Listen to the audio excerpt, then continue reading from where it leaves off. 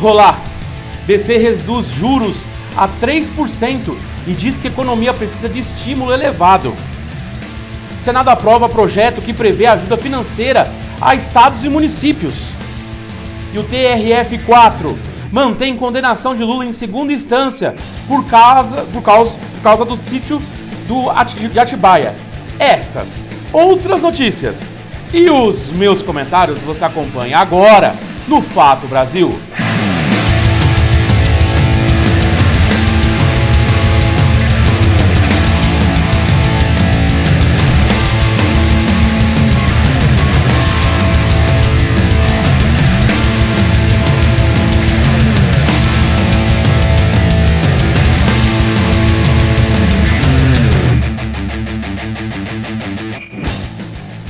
E estamos começando mais um Fato Brasil aqui na WTV.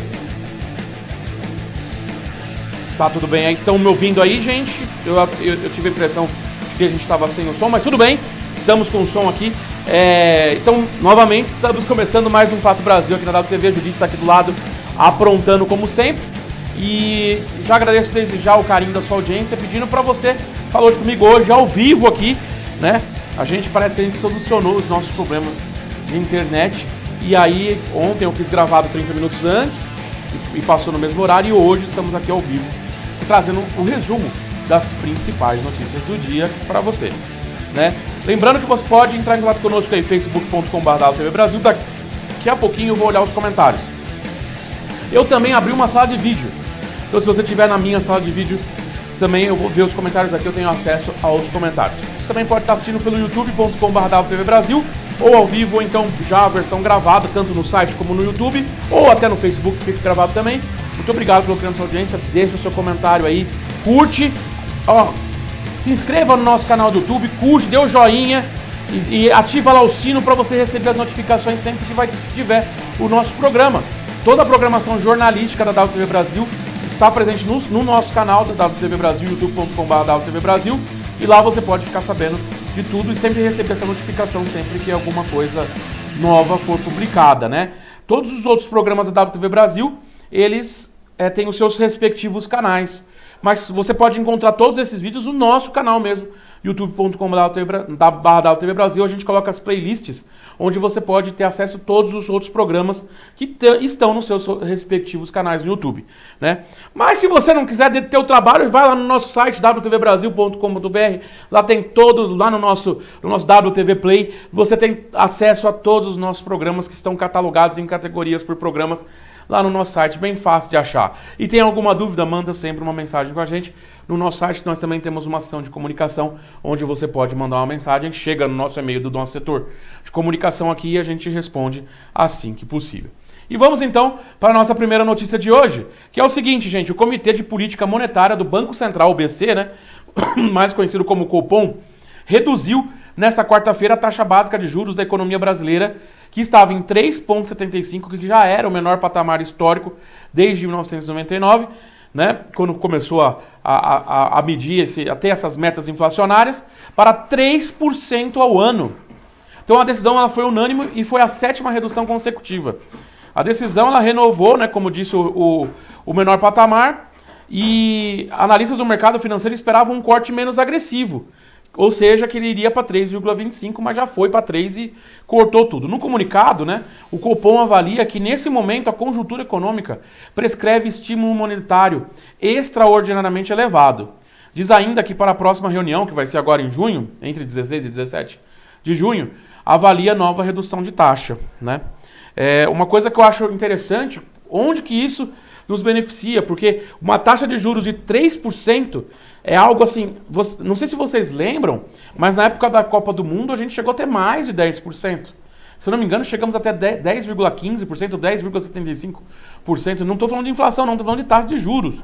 Não, foi mais. Foi 13% de juros. E hoje nós chegamos na média histórica de 3%, que é uma forma que o Banco Central está achando de estimular a economia. Uma taxa de juros básica, ou seja, a Selic menor, ela transforma o cenário financeiro. É claro que nós estamos acostumados a deixar as nossas aplicações a ter uma rentabilidade gigantesca, isso mexe com a poupança, isso mexe com as aplicações, claro, isso tira a gente da zona de conforto, mas em comparação com a taxa básica de juro menor, a gente abre a possibilidade do mercado financeiro trabalhar com juros menores, né? Então isso é muito positivo para a economia e tomara que isso aconteça. Para você ter uma ideia, a economia dos Estados Unidos, que é uma economia sólida e forte, a maior economia do mundo, uma das maiores economias mundiais, ela trabalha com juros a ponto de não chegar às vezes nem a 1%. Então, se a gente começar a se igualar ao mercado, pode ser que haja uma esperança, tá? Então, mas ao mesmo tempo que a taxa de juros foi diminuída, o dólar disparou. Exatamente, o dólar hoje subiu e fechou a R$ 5,70. O dólar nominal, que é o dólar comercial, né? O turismo chegou a R$ 5,90. E isso sem contar o IOF. Ou seja, o dólar mais uma vez com recorde de fechamento, né? E por que está acontecendo isso? Basicamente porque o que é o dólar mais alto? Isso quer dizer, não é que o dólar ficou melhor, é que a nossa moeda ficou menor. Houve uma desvalorização do real. A verdade é essa. A gente fala que o dólar subiu, mas na verdade quem desvalorizou foi a nossa moeda. O real desvalorizou. E parte da culpa é justamente pela essa inconstância que nós estamos tendo, principalmente no combate ao coronavírus. Sim, isso afeta diretamente o nosso câmbio. Porque pensa, a forma como o governo lida com a situação, ela age diretamente no mercado financeiro que vai ter ou não confiança. E isso, com certeza, mexe no câmbio. Porque com um futuro incerto em determinadas áreas econômicas, principalmente com um futuro incerto política e economicamente, isso mexe muito com a nossa moeda. Então todo esse cenário instável politicamente, com certeza está fazendo peso para a nossa moeda perder o valor e, consequentemente, o dólar sobe, assim como o euro, sobe imensamente, o que prejudica a gente diretamente. Uma vez que nós estamos num plano capitalista globalizado, e isso afeta diretamente o nosso consumo. Afinal, vários itens da mesa do brasileiro são influenciados diretamente pelo preço do dólar, como, por exemplo, a farinha de trigo, que faz o nosso pãozinho, que é o básico, né? É o básico da nossa alimentação. Ou seja, com o dólar muito alto, o pão vai subir. Aí você tem outras coisas que vão ser influenciadas pelo dólar. Como, por exemplo, os serviços. Afinal, os serviços eletrônicos, como por exemplo de comunicação, como nós somos aqui, são ligeiramente ligados ao dólar. Porque todos os nossos equipamentos aqui são comprados em dólar. Exatamente. Mesmo comprados no Brasil, eles têm a influência do preço em dólar. Então, o que nós comprávamos antes com o dólar a R$3, que já era muito, eu achava muito caro, agora nós estamos com quase 6. E o que o governo está fazendo? Queimando reserva e não está adiantando. Eu acho que o que está precisando é que o Ministério da Economia está na hora de realmente fazer alguma coisa que vai segurar esse dólar lá embaixo, que vai valorizar um pouco mais o nosso real. Está muito claro que a política econômica adotada pelo atual governo não está funcionando. E o dólar alto é uma prova disso. Ah, mas abaixou os juros. Os juros foram abaixados pelo Banco Central. Não tem nada a ver com a administração econômica do ministro e do governo. Né? Embora exista, né, a troca de figurinhas e tudo mais, mas para mim está muito claro que a política econômica não está dando certo. Então está na hora da gente começar a descer do pedestal e pensar em outras formas de fazer com que essa economia ela não fique tão para baixo como já vai ficar pelo caso do coronavírus. Sei lá, é a análise que eu faço sobre isso, né? Se você concorda ou não comigo, manda aí a sua mensagem que eu vou ler agora. Vamos ver se a gente já tem alguma coisa aqui, alguém falando aqui. O Rafael Scalvi falando assim: boa noite, vem bomba, pico de 15. Na verdade, não seria bom para o agronegócio, pois somos exportadores de grãos e o preço não é dolarizado? Então, Rafael, a gente exporta sim. Só que, pensa, a gente exporta grãos, mas a gente importa grãos também. É igual o diesel. O diesel não, desculpa, o petróleo. A gente produz. Aí a gente manda o bruto para fora, refina lá fora e importa ele novamente. Ou seja, o dólar lá em cima vai influenciar diretamente no custo do combustível, por exemplo, e dos grãos é a mesma coisa. A própria soja brasileira, que a gente produz muita soja aqui, mas a gente, para o mercado nacional, a gente importa.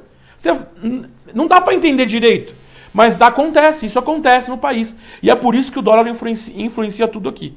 Deixa eu ver se na live tem mais algum comentário, senão a gente vai avançar o jornal aqui. O Gabriel Freitas mandando um tchau, um oi de cachorro. Valeu, Gabriel, obrigado aí pela audiência. Ele disse, perfeito. É isso, a gente precisa falar a realidade, entendeu? Eu acho que a política econômica tem que mudar para melhorar, e a prova é o dólar extremamente alto. Vamos lá. Vamos falar de questões econômicas então, né? O Senado aprovou nessa quarta-feira, em sessão remota por 80 votos a 0, o projeto que prevê a ajuda financeira da União a estados e municípios. Nós estamos falando sobre esse assunto, já vai para a terceira semana, né? Para tentar reduzir os impactos causados pela essa crise do coronavírus. Como o texto já tinha sido aprovado pela Câmara dos Deputados e seguirá para a sanção do presidente Jair Bolsonaro, ou seja, agora é o que está na mão do presidente de aprovar essa ajuda. Explicando um pouquinho mais, segundo esse texto, a União vai transferir diretamente a estados e municípios 60 bilhões de reais, divididos em 4 parcelas mensais. Os recursos, conforme a proposta, serão divididos da seguinte maneira: 50 bilhões vai ser a compensação pela queda da arrecadação, de 30 bilhões para estados e Distrito Federal e 20 bilhões para municípios. 10 bilhões serão ações de saúde e assistência social, sendo 7 bilhões para os estados e Distrito Federal e 3 bilhões para os municípios. O projeto ainda suspende as dívidas de estados e municípios com a União. Desculpem, gente. Eu disse que eu preciso de uma garrafa aqui de água. Inclusive os débitos previdenciários parcelados pelas prefeituras e que venceriam esse ano. Esse ponto pode gerar um impacto de 60 bilhões na União. Vamos ver se o presidente vai ou não fazer algum veto, mas se ele não vetar, é esse projeto que vai entrar em acordo. Eu acho muito interessante a gente falar o seguinte, que é muito importante esse projeto nesse momento, porque os estados e municípios, que em muitos estados já não estavam muito bem das pernas, um auxílio nesse momento é muito importante. Assim como é importante que libere logo o auxílio emergencial para quem precisa, é muito importante também esse auxílio emergencial para o Estado, para a máquina do Estado, para o Estado funcionar. Lembrando você que se o Estado não funcionar, o hospital não vai funcionar, não vai ter UTI funcionando, não vai ter transporte, porque é toda a máquina estadual que depende desses recursos. E como houve essa queda na arrecadação, motivado pela estagnação da economia pelo coronavírus, essa coisa toda gera uma bola de neve que pode, em alguns estados que já estavam ruins, e a maioria estava, né? Outros estavam menos ruins, mas muitos estados estavam já no alerta vermelho em termos de arrecadação. Os motivos, claro, tem dos mais diversos. Aqui, muitos motivos que a gente percebe que é a gastação de dinheiro público à revelia. Isso é fato. O ponto é que a gente não pode deixar o Estado parar. Não o Estado do Pará, tá, gente? Os estados e os municípios, ou seja, o Estado, a política estadual, ou seja, a máquina pública, ou como falava os governos petistas, a coisa pública, parar. É muito importante nesse momento de pandemia que não cesse. Porque se parar, se entrar em colapso também financeiramente, aí que nós estamos ferrados. A verdade é essa. Então, eu acho que isso foi muito importante. Então, o Senado está de parabéns aí em aprovar isso e vamos esperar a sanção do presidente Jair Bolsonaro aí nas próximas... Vamos esperar que isso seja rápido. Provavelmente agora, nessa quinta-feira aconteça, ou enfim, a gente vai torcer para que as coisas se agilizem em relação a isso. E ainda nessa questão de orçamento, de economia, que hoje é o que permeou o noticiário, a Câmara dos Deputados aprovou nesta quarta-feira, em segundo turno, em sessão remota, a nova versão da proposta da emenda à Constituição que cria o chamado orçamento de guerra, que a gente conversou na semana passada, você que acompanha o Fato Brasil, você viu aqui, destinado exclusivamente a ações do combate à pandemia. A PEC, ela não precisa ir à sanção presidencial e ela é promulgada, ou seja, entra em exercício pelo próprio Congresso Nacional, o que deve acontecer nos próximos dias. O objetivo dessa PEC é separar do orçamento geral da União os gastos emergenciais usados no enfrentamento das doenças, né, sem as exigências aplicadas ao orçamento regular, como a regra de ouro, por exemplo, né, que é usada. Uma outra coisa que é muito importante nessa questão no que nós estamos vivendo, porque da mesma forma, essa PEC, ela cria esse orçamento a mais. E também cria os mecanismos para que todo esse dinheiro gasto a mais, além do orçamento da União, também é uma forma de dar segurança jurídica para o governo gastar mais nessa situação de emergência. Para depois o governo não falar que só não fez porque não podia gastar, porque tem a lei de responsabilidade. Então agora está aprovado. Agora o governo não tem desculpa para não gastar o que for necessário para a solução da crise do coronavírus no nosso país. Porque agora o orçamento de guerra está aprovado e já vai entrar, já vai ser promulgado diretamente, não precisa de sanção. Vai direto para a coisa acontecer. Agora vai funcionar, pelo menos tem as ferramentas jurídicas e orçamentárias para que o governo faça o que tem que ser feito. Se não fizer, é porque não quer, não porque não pode. Também vale ressaltar que é muito importante a gente dizer que a aprovação desta PEC cria também ferramentas para que haja fiscalização desses recursos. É importante dizer que só porque o orçamento de guerra está aprovado, não quer dizer que o governo pode sair gastando, a gente falando que não, é para pandemia, e gastar pra caramba, sem prestar conta. Não.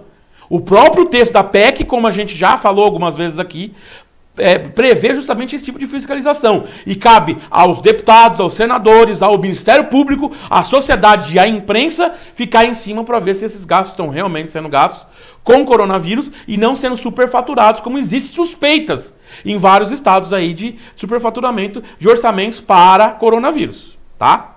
Então a gente tem que ficar em cima. E o que é bom nisso é que agora, juridicamente e economicamente, o governo está autorizado a fazer o que tem que ser feito. Agora, tem que fazer. Quem sabe assim o dólar não abaixa um pouco, né? É isso. Vamos lá. Eu já vou deixar aí na tela o endereço para você entrar em contato com a gente, facebook.com/WTV Brasil. Vamos ver se existe, se tem mais algum comentário antes da gente ir para o intervalo comercial, né? E deixa eu ver aqui, vai lá. Às vezes demora um pouquinho para carregar, né? O Rafael falando assim, 50 milhões referentes à arrecadação, não seria a folha de pagamento dos estados e municípios estarem inchadas? Rafael, sim, pode até estar inchada, mas na verdade não é só a folha de pagamento, esses 50 milhões, é o funcionamento.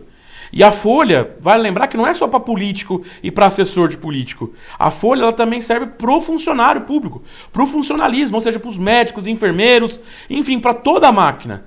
Então, se está inflado ou não, aí é um outro caso. É um outro caso que geralmente é o Ministério Público que promove, que a gente tem que ficar em cima dos estados e dos municípios para a gente ver se essa folha não está inchada. Né? Então, uma coisa é uma coisa, outra coisa é outra coisa. Mas é uma preocupação importante. Deveria ser esse valor para a saúde. Mas foi aquilo que eu falei, Rafael. É necessário ter o valor para que a máquina não pare. E quando a gente fala máquina, a gente fala que é o Estado. Não é o Estado de São Paulo, é o Estado civil, o Estado que faz a máquina pública funcionar, que é importante para que a sociedade funcione, né? Fiscalizar o nosso dinheiro. Nós precisamos fiscalizar, é o que eu estou falando aqui. Quem garante que o Ministério Público vai estar full time vendo isso, cuidar do que é nosso? Rafael, é a função.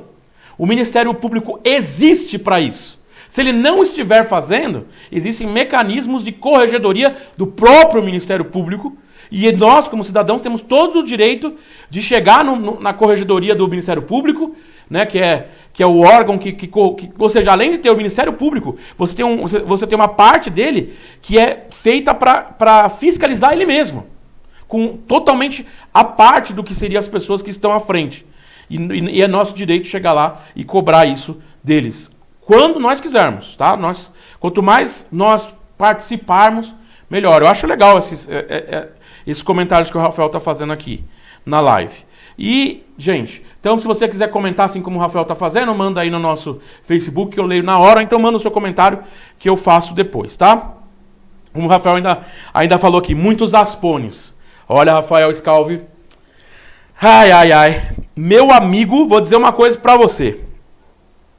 Nem te conto esse negócio de aspones, viu? Nem te conto quanto aspone tem por aí. Alguns aspones estão meio tristes, porque houve um corte aí de algumas coisas em algumas assembleias, em algumas câmaras. Mas sim, tem muito aspone, sim, é verdade. Aspone, gente, a gente chama que é aquela pessoa que fica mamando, sabe? O assessor que não faz nada e fica catando a grana. Né? Inclusive tem uns processos aí, tem umas suspeitas aí de um pessoal de uma certa família, que eu não vou dizer o nome agora porque eu não quero acabar o meu dia. Mas enfim, é isso. Com aspone ou sem aspone, veja a seguir aqui no Fato Brasil. O TRF4 mantém a condenação de Lula em segunda instância pelo caso do sítio de Atibaia. E vai ter lugar em que lockdown é necessário, diz o ministro da Saúde. Não sai daí, rapidinho, eu já volto.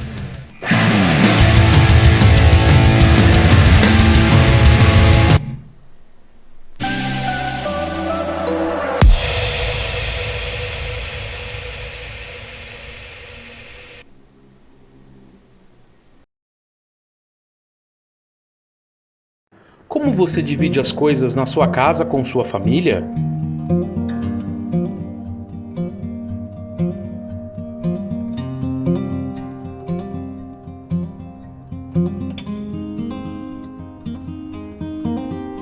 E como vocês fazem com o álcool em gel? Aqui tem 240 ml. Mais segurança para a sua família, cada um com o seu. Feitiços. Compre agora. loja.feitiçosaromáticos.com.br.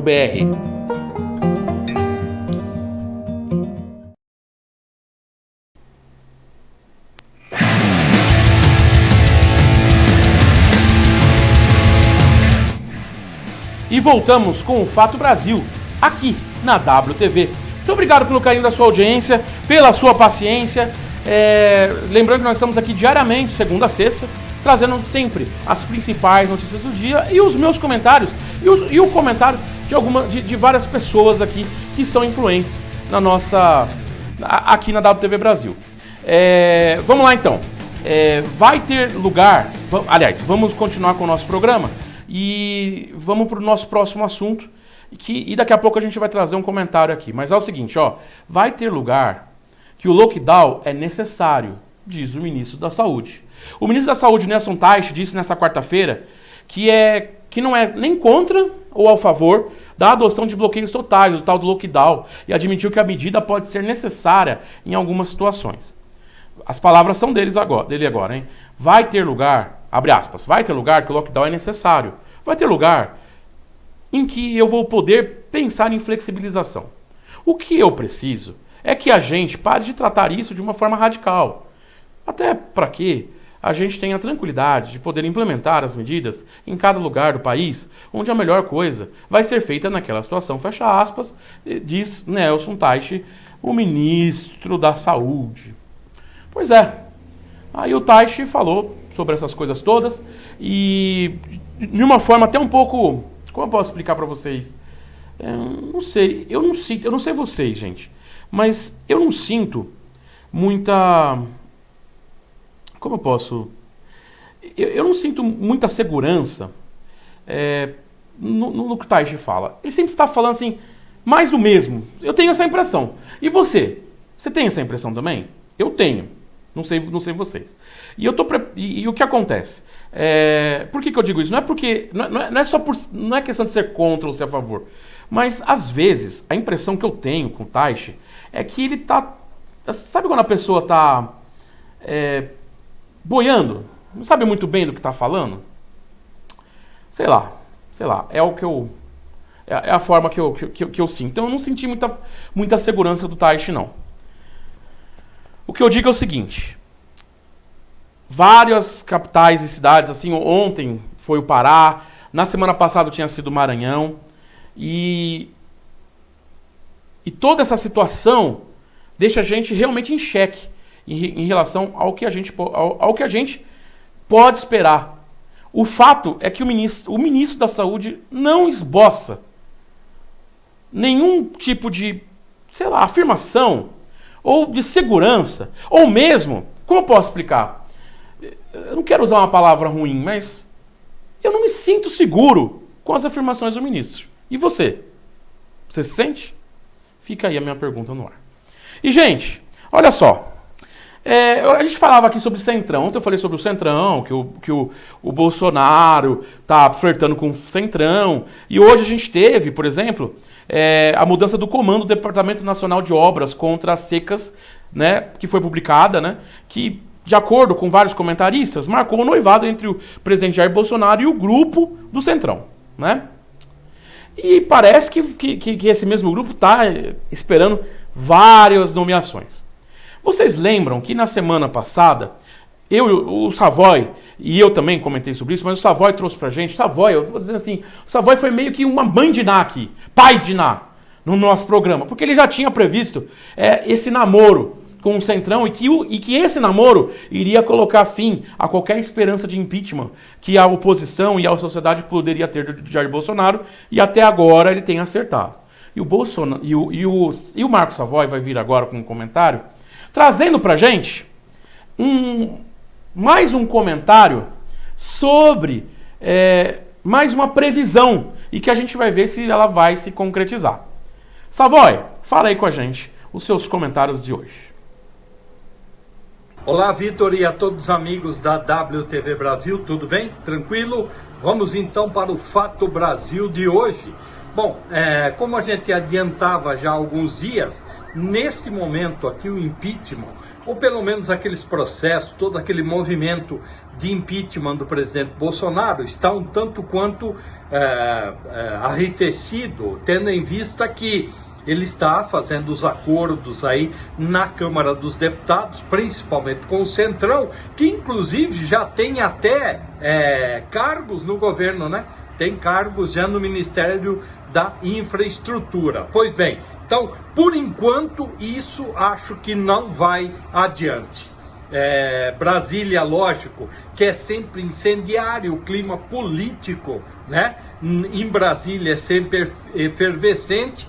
Agora a gente tem que estar acompanhando. Mas nesse momento, acredito que o Bolsonaro conseguiu dar uma estancada nessa demanda aí que tinha do impeachment, porque o Centrão é um jacarezão que gosta de muita comidinha, não é verdade? Mas veja só, agora vamos passar para São Paulo. Em São Paulo, nós temos uma toada totalmente diferente. Nós temos um prefeito assim, muito apático, uma administração totalmente incompetente, com os seus assessores, né, o prefeito, no caso, os secretários também totalmente despreparados. E aí, meu amigo, nós tivemos aí a tal da interrupção de ruas, bloqueio de ruas, que o prefeito de São Paulo, a prefeitura, a administração, dizia o seguinte, que não, é para mostrar para o povo que tudo está congestionado. Não deu certo, não ia dar certo, não deu certo. Né? Como tudo que faz através dessa atual prefeitura não dá certo, né? E agora, muito provavelmente, a partir do próximo dia 8, nós teremos aqui a implementação do fechamento total do tal do lockdown. Vamos ver o que o Dória vai falar no próximo dia 8.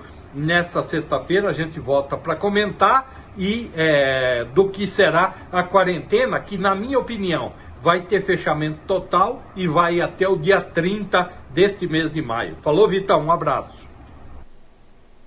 Muito obrigado, Savoy. Apareceu um quadro comigo assim, opa! O pessoal deve ter dado risada aí em casa. Obrigado, Savoy. E então tá aí, ó. O Savoy fez uma previsão que vai ter lockdown em São Paulo. Vamos ver no dia 8 o que o Dória vai falar. A gente vai estar acompanhando, então na sexta-feira a gente vai estar aqui acompanhando, trazendo aí essa questão. E o que o Savoy falou é verdade. Aqui em São Paulo, principalmente, é a realidade da pura incompetência. E isso tanto na esfera municipal como na esfera estadual. Não é porque o governador acertou em seguir a recomendação da OMS que o torna menos pior, tá bom? É que, na verdade, o Bolsonaro foi em nível estratosféricos de incompetência. Mas aqui também, a gente também tem a nossa parcela, né?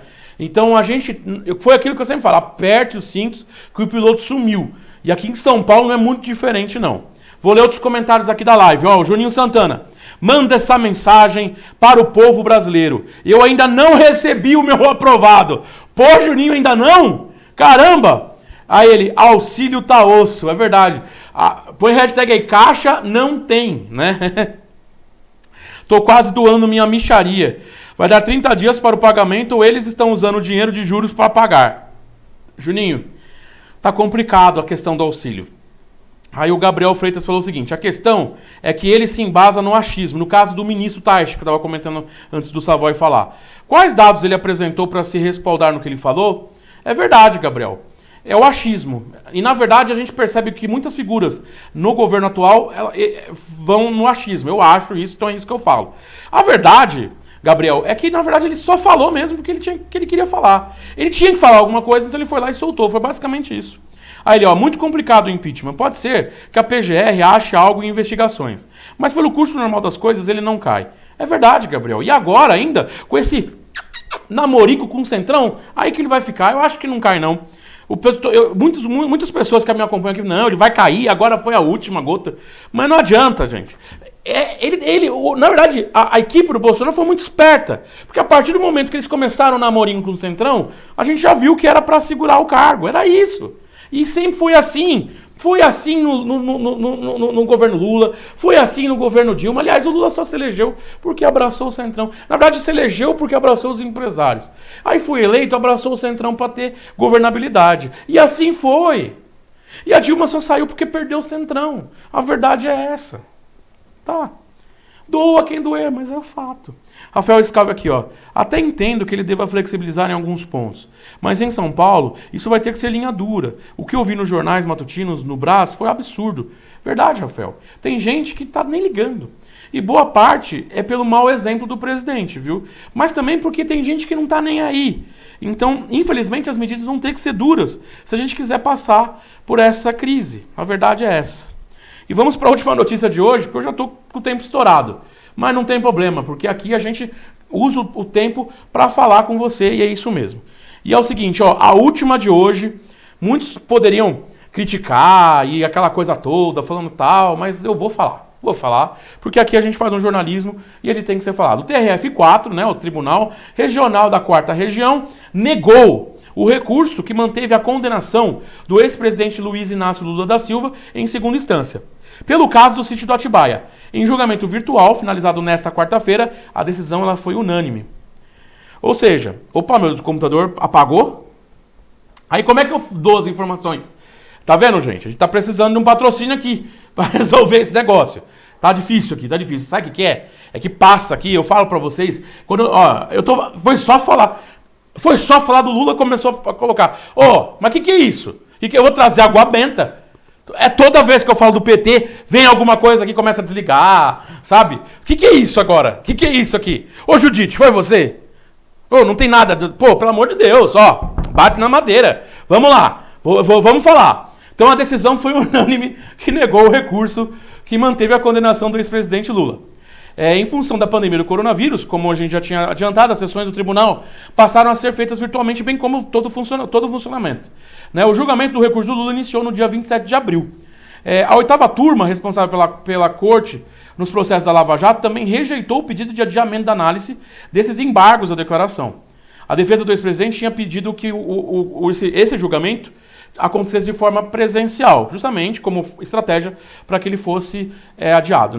Lula foi condenado em novembro do ano passado a 17 anos, 1 mês e 10 dias pelos crimes de corrupção e lavagem de dinheiro em julgamento na segunda instância, acusado de receber propina de construtoras que teriam reformado e decorado um sítio em Atibaia, perto aí de você, o Rafael, interior paulista, em troca dos benefícios em contratos com a Petrobras. Segundo a acusação, o local era utilizado pela família do ex-presidente. O que, Judite? O quê? Rafael Scalvi também ia lá? É verdade, Rafael, você ia lá no sítio do Lula? Poxa, é verdade? Aí vai ficar bravo comigo, é brincadeira, gente. A Judite tá aqui do lado, tá olhando com uma cara brava pra mim que ela quer dormir. E eu não tô deixando porque eu tô falando alto. O recurso foi protocolado pela defesa de Lula, chamado de embargos de declaração. É o famoso embargos, os embargos, solicitava a revisão de dúvidas, revisões ou contradições na sentença. Lembrando que o ex-presidente, ele sustenta que ele é inocente. O julgamento foi virtual e não pôde ser acompanhado pela imprensa, porém o resultado foi publicado às 14h46. E para o advogado Cristiano Zanin, que defende o Lula, a manutenção da prisão é injusta e arbitrária, nas palavras do advogado. E aí, até o fechamento da nossa edição, a defesa aguardava a publicação do acórdão para definir os possíveis recursos e dar prosseguimento ao processo.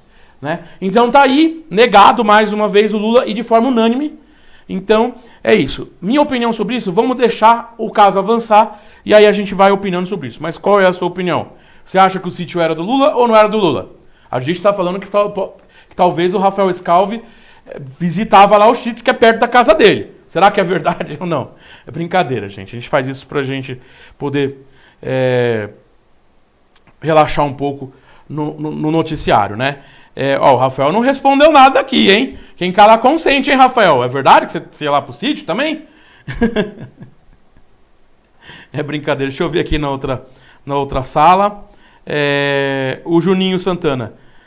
Lê meu comentário sobre o novo site de acompanhamento.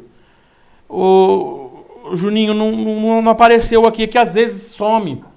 Quando faz muito tempo, ele não coloca todos os comentários para mim aqui. Desculpa, mas eu vou ler quando terminar o programa e qualquer coisa eu mostro amanhã. Mas eu agradeço demais a audiência de todos vocês. Muito obrigado pelo carinho da audiência. E assim, com o sítio do Lula, que a gente vai terminando o Fato Brasil de hoje. Lembrando que todo julgamento, eu acredito que ela tenha que ser imparcial. E todos que são acusados têm que ser julgados de forma imparcial, naturalmente. E que se for provado que é culpado, que todos paguem pelos seus erros. Eu recebi uma brincadeirinha hoje no WhatsApp dizendo que tudo bem, tem que investigar os filhos do Bolsonaro, mas não pode deixar de investigar os filhos do Lula. Por quê? Porque eles chegaram primeiro, estão na fila primeiro. Vou falar uma coisa sobre isso. Se filho de Lula e filho de Bolsonaro fizeram besteira com o dinheiro público, cometeram crimes, eu sou a favor de que todos vão presos e paguem pelos seus erros e devolvam o dinheiro público, se for provado, naturalmente. Para isso não virar uma barbárie, como eu já disse anteriormente. E assim eu vou ficando com o Fato Brasil de hoje. Lembrando que amanhã estou de volta aqui. E se Deus quiser, se o espírito do Lula e do PT não desligar a tela novamente, estarei de volta com o Fato Brasil. Com bom humor, naturalmente, porque ontem eu estava muito bravo, então hoje a gente termina com um bom humor. Obrigado, Judite, por ficar quietinha, ela está aqui aqui do meu lado, tem um banquinho aqui dela, e vamos ficando por aqui. Tchau, pessoal, e até amanhã. Tchau.